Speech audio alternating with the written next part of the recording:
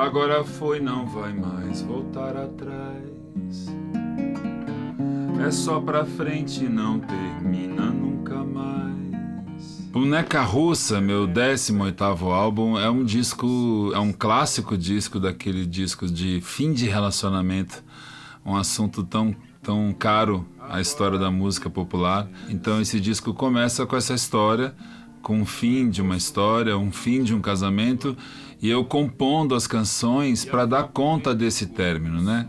Eu escrevendo sobre coisas que eu queria dizer, eu tentando entender por que aquela história chegou ao fim, eu falando de coisas que eu talvez devesse ter dito à pessoa para quem eu dedico esse disco.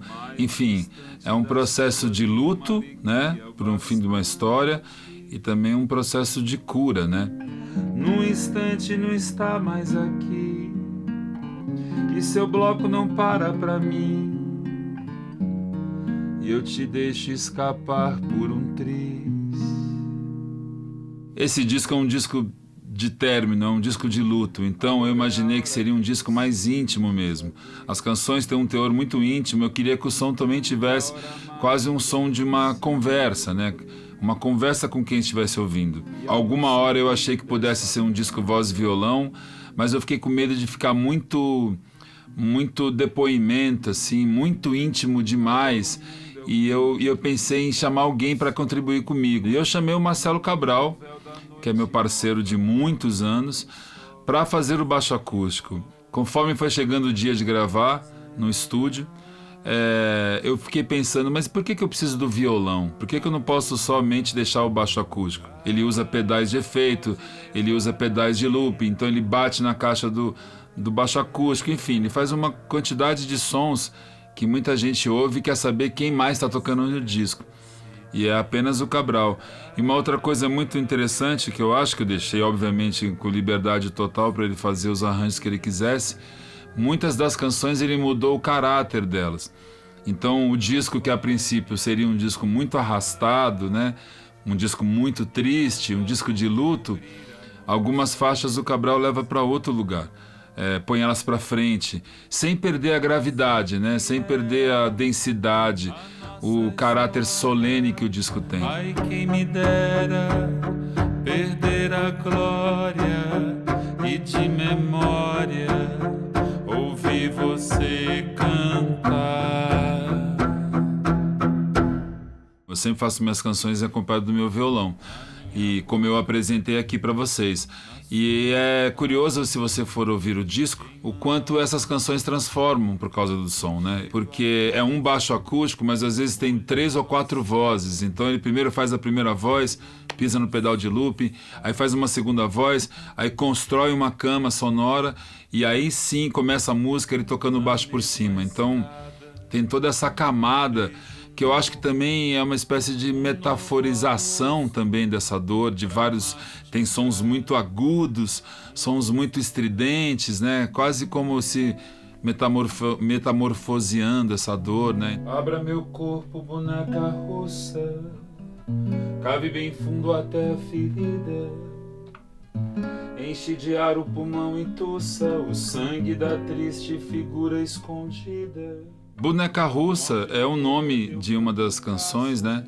Que é essa canção que fala de uma coisa que está dentro da outra, né? Boneca Russa é aquele brinquedo, aquele objeto de decoração russo, né? Que é chamado de matrioska também, que é uma bonequinha que você tira, tem outra bonequinha, tem outra, quase infinitamente, até chegar numa bonequinha bem pequena.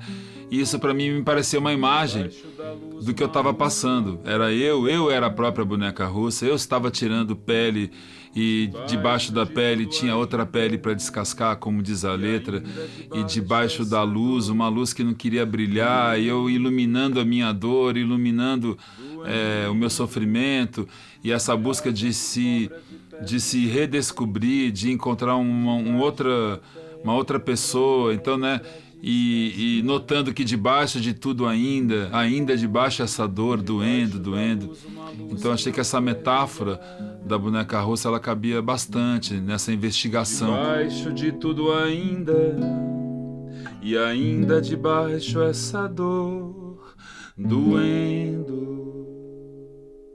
doendo. E o desenho de capa, que é este daqui, ele também está carregado de códigos, de símbolos que tem a ver com o disco, né? O baixo acústico, que é o instrumento do disco, a renda portuguesa, que é essa planta aqui, que é o nome de uma das faixas, a laúrça, que é um personagem icônico do carnaval pernambucano.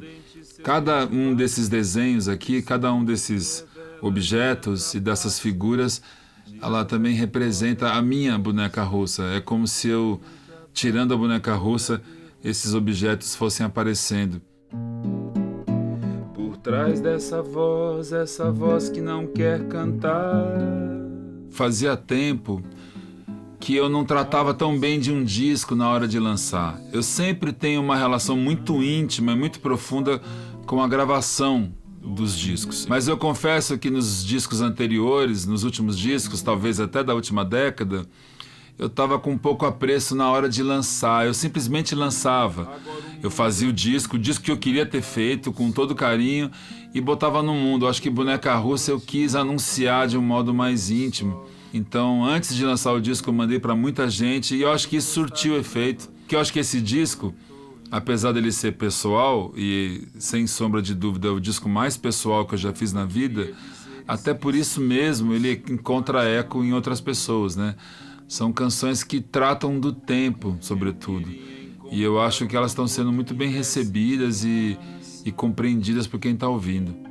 Mas não sei fingir alvorada, ainda piso na mesma calçada, e a sua risada não ri mais pra mim.